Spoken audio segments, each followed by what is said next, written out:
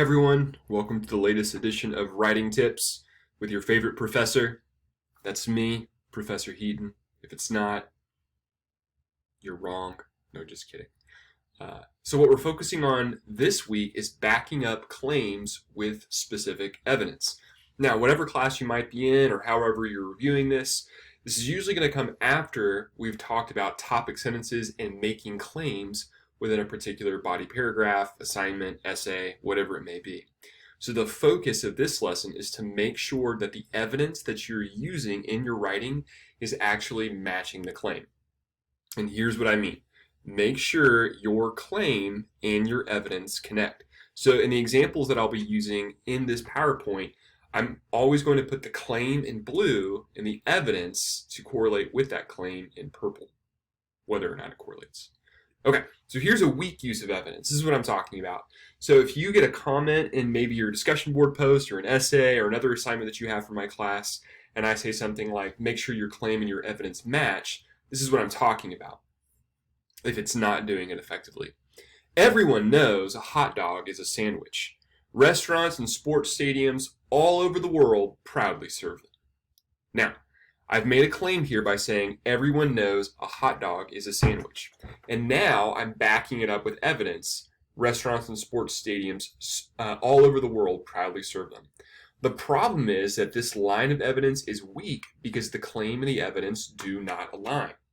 And the reason they don't align is because I'm making an argument that a hot dog is a sandwich. But I've not given you any evidence as to why that is true.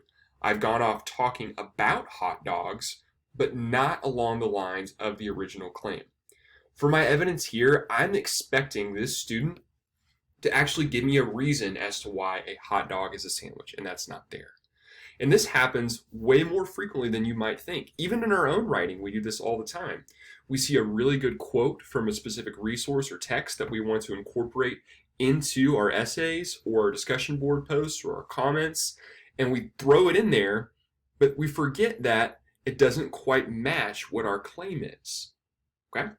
Now, oftentimes you might have a claim and evidence that don't seem to match, but you can connect them with your analysis portion of your body paragraph, and that's okay. But for right now, we're just making sure that the evidence and the claim or the topic sentence match. Okay, here's use of strong evidence.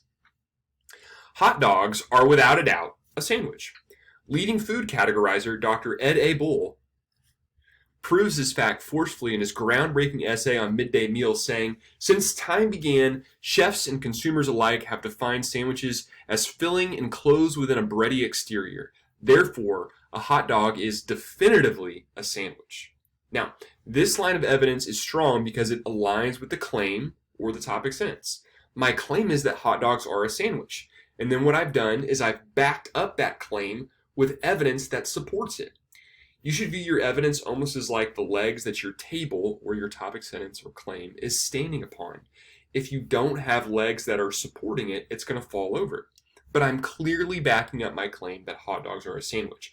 I'm appealing to this Dr. Ed A. Bull, a leading food categorizer, who is actually making the argument based upon their own research and the definition of a sandwich. I'm appealing to an authority figure related to the topic, which is persuasive to your readers, which is what you want to be. And then I'm also using a quote from a credible source. And not just that, but I'm also embedding the quote within my own words. I'm setting you up by telling you who the speaker is, the context in which they're saying it from this groundbreaking essay that they have, and then I'm giving you the quote. Okay?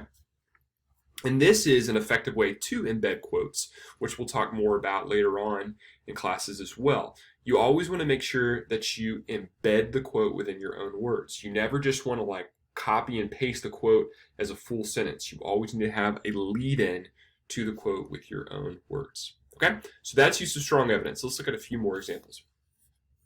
Okay, I gotta move me. All right, here's a weak use of evidence. Sleeping with your socks on is an unlawful disgrace to humanity. It's a big claim. Now let's see if we can back it up. Alexis von Sleepwell explains this beautifully when she says, humans must have 8 hours of sleep.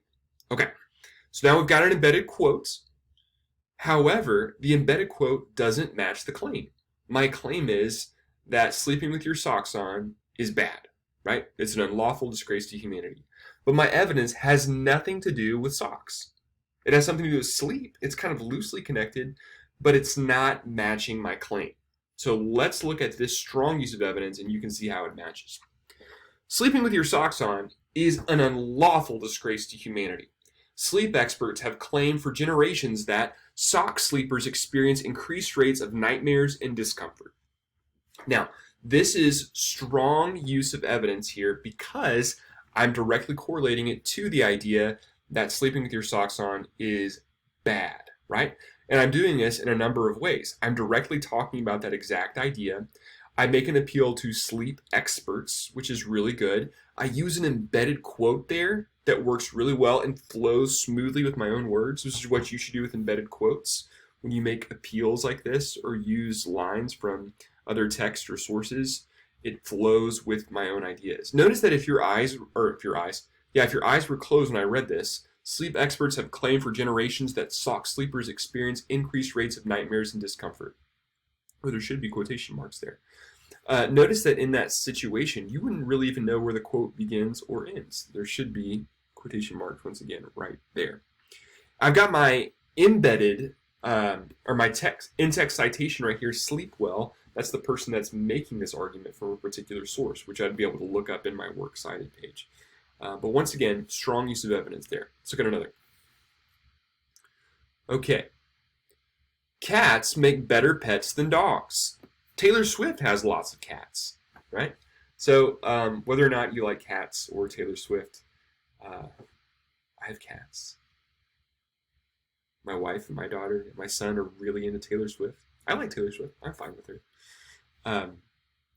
But notice that my evidence here does not match my claim at all. The fact that Taylor Swift has lots of cats in no way supports my claim that cats make better pets than dogs. But this strong example of evidence does. Cats make better pets than dogs.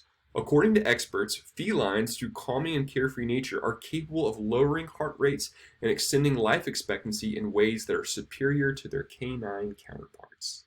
Right? So now you see that I've got an embedded quote right here, and it's actually matching the claim that I've made in my topic sentence. Okay, let's look at another. Jif, I know I made some of you very upset when I said that. Jif is pronounced Jif, like the peanut butter. People who use a hard G do silly things like eating pizza with a fork. This is obviously really weak evidence because I haven't used any evidence that supports the idea that Jif, G-I-F, is pronounced with a J sound, J-I-F-F, right? I've basically just insulted people that disagree with me, which makes my argument and my writing not persuasive. All it does is inflame the ideas and minds of my readers and make them upset, which makes them not listen to me. Okay, listen to this line of evidence. Jif is pronounced Jif like the peanut butter. The inventor of the Jif, Steve Woolite, who has the right to name his invention, pronounces his product with a J sound, right?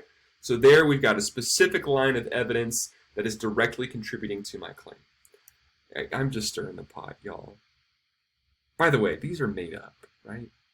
These are made up. There's not like a sleep expert named Alexis Vaughn Sleepwell. You know that. Maybe there is. Okay. Last example.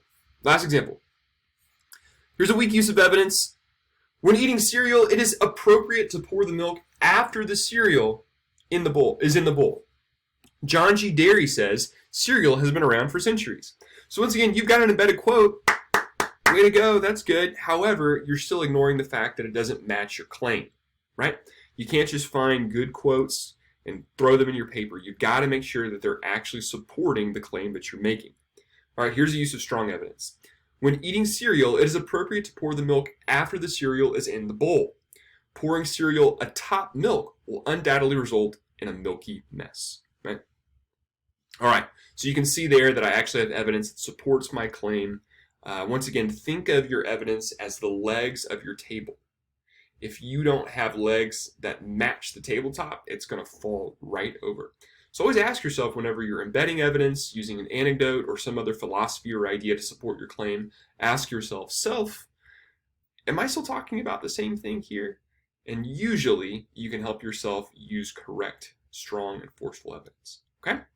I hope you've enjoyed this lesson. Hope you have a delightful week.